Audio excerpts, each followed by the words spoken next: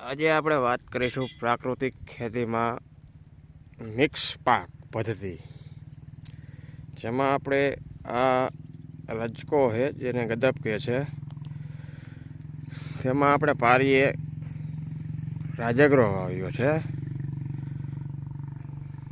જો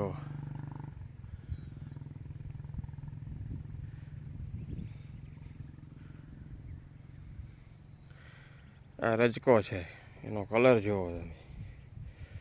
આમાં આપણે કોઈ જાતનું રાસાયણિક ખાતર નાખેલ નથી, કોઈ દવા છાંટેલ નથી. એકવાર જીવામૃત પાયેલું છે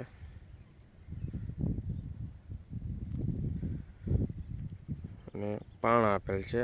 આ બીજો વાટ છે, એક વાટ વઢી ગયો છે.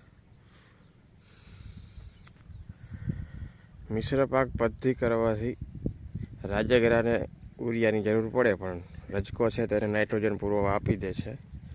માટે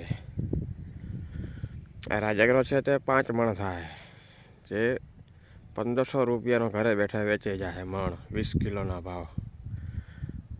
તો એ ફાયદારૂપ. રાજગરાને જે નાઇટ્રોજનને જોઈએ છે તે રજકો તેના મૂળ દ્વારા રાજગરાના મૂળ પાસે છૂટો મૂકે છે, જેથી તેને નાઇટ્રોજન પણ મળી રહે છે. રાજગરાના કલરમાં પણ કોઈ ફેરફાર નથી.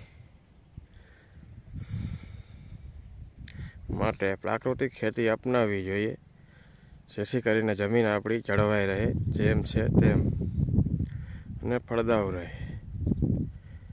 માટે બધા ખેડૂત મિત્રોને પ્રાકૃતિક ખેતી કરવાની નમ્ર વિનંતી.